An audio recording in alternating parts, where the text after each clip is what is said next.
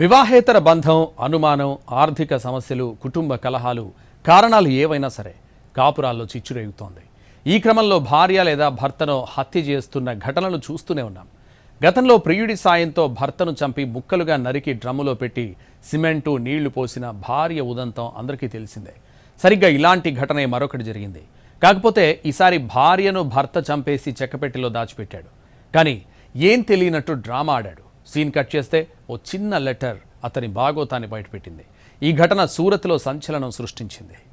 ఇక్కడ చూడండి, ఈ ఫోటోలో ఉన్న వ్యక్తి పేరు విశాల్ సాల్వే. ఇదిగో ఈ ఫోటోలో ఉన్న మహిళ అతని భార్య శిల్పా సాల్వే. వీరిద్దరికి ఒక బాబున్నాడు. గుజరాత్లోని సూరత్లో ఈ కుటుంబం నివసిస్తోంది. శిల్ప ప్రస్తుతం డైటీషియన్ గా పనిచేస్తోంది.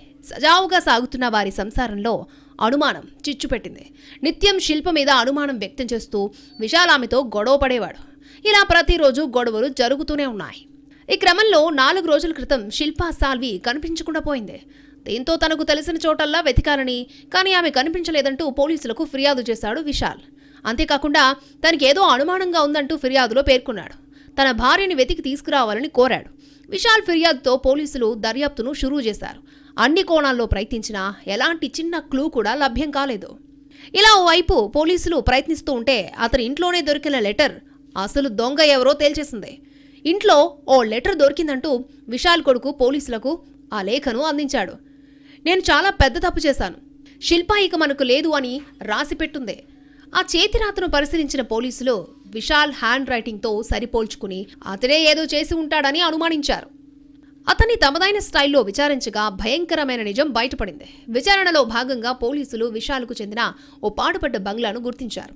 ఆ ఇంట్లో నుంచి ఏదో కుళ్ళిపోయిన వాసన వస్తూ ఉండడం గమనించి చెక్ చేశారు. ఓ మూలకున్న చెక్క పెట్టె తెరిచి చూడగా అందులో శవం బాడీ మీద సిమెంట్ పోసి పెట్టెను లాక్ చేసి పెట్టుంది. ప్రాథమిక విచారణ ప్రకారం 4-5 రోజుల క్రితం చనిపోయిన మహిళ శవంగా గుర్తించారు. ఆ డెడ్ బాడీని శిల్పకు చెందిందేనని ధృవీకరించారు పోలీసులు. విశాల్, శిల్ప గత కొంతకాలంగా గొడవలు పడుతున్నట్లుగా పోలీసుల విచారణలో తేలింది. అయితే ఆమెను చంపేసిన విశాల్ మిస్సింగ్ కంప్లైంట్ ఇచ్చి తప్పుదో పట్టించాడు. మరోవైపు పోలీసులకు హత్యకు సంబంధించిన పూర్తి వివరాలు తెలిసేలోపే పరారయ్యాడు. సీసీటీవీ ఫుటేజ్తో పాటు ఇతర సాంకేతిక ఆధారాలతో ట్రేస్ చేసి నిందితుడిని పట్టుకున్నట్లుగా పోలీసులు తెలిపారు.